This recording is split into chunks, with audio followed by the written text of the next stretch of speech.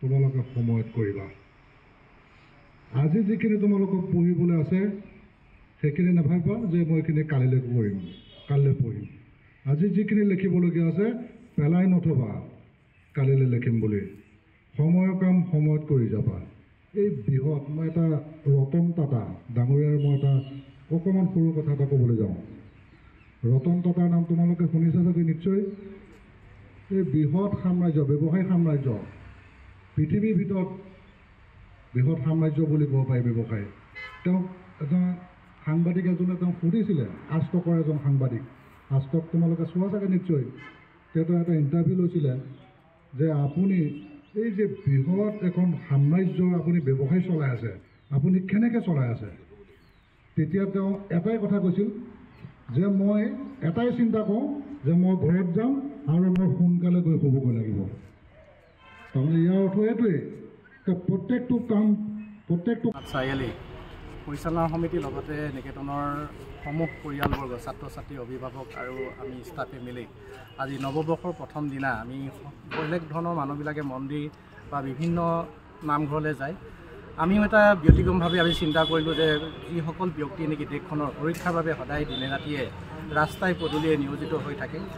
আৰু আমি মানুহ হিচাপে এই পৃথিৱীখনত জন্ম লৈ প্ৰথমে আমি ভগৱানক চিন্তা কৰাৰ পিছতেই খোৱাৰ সময়ত এপাক যিসকলে দেশখন নেকি সুৰক্ষাত ৰাখিছে বা যাৰ সুৰক্ষাত আমি ৰাতি নিশ্চিন্ত মনে টোপনি যাব পাৰোঁ সেইসকল ব্যক্তিলেহে আমি এপাক মনত পেলাব লাগে এনেধৰণৰ বিশেষ ব্যক্তিৰ মুখত শুনিছিলোঁ গতিকে সেয়েহে আমি নিকেতন পৰিয়ালৰ ছাত্ৰ ছাত্ৰী আৰু গোটেইখনে আহি আজি এই বিশ্বনাথ চাৰিআলি প্ৰশাসনক আমি শুভেচ্ছা জনাবৰ বাবে ফুলৰ থোপা আৰু গামোচাৰে আমি আহি তেওঁলোকৰ প্ৰায় 100জন কৰ্মৰত থকা ব্যক্তি আছিল তাৰ ভিতৰত বহুতো গুচি গৈছে ৰাতিপুৱাই বিভিন্ন ধৰণৰ দায়িত্ব নিজৰ পালন কৰিবৰ বাবে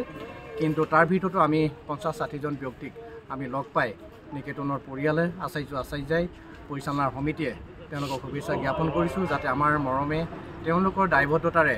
সমাজখনৰ যিটো নেকি এটা ধুনীয়া বাৰ্তা যে যায় বেলেগেও যাতে প্ৰশাসনক আমি মৰম কৰিব লাগে তেওঁলোক আমাৰ মানুহ তেওঁলোকো এখন বহল হৃদয়ৰ অন্তৰৰ মানুহ বাটে পথে তেওঁলোকে সদায় ৰাস্তাত থাকি বিভিন্ন ধৰণে আমাক ৰাতি যে লগ পায় যে কিয় ওলাই আহিছা এনেধৰণে ঘৰত সোমাই থাকিবলৈ কয় ক'ভিডৰ সময়ত আমি দেখিছোঁ তেওঁলোকে নিজৰ জীৱনটোক তুচ্ছ কৰি অন্য মানুহক ঘৰৰ ভিতৰত সোমাই জীয়াই থাকিবলৈ বাচি থাকিবৰ বাবে যি সেৱা আগবঢ়াইছিল গতিকে এনেধৰণে তেওঁলোকে অনাগত দিনবিলাকত কৰ্মস্পৃহাৰ পোৱাৰ উদ্দেশ্যে আমি আজি নিকেতন পৰিয়ালে আহি ইয়াত শুভেচ্ছা জ্ঞাপন কৰিবলৈ আহিছোঁ গতিকে এয়াই আছিল আমাৰ উদ্দেশ্য আজিৰ দিনটোৰ বাবে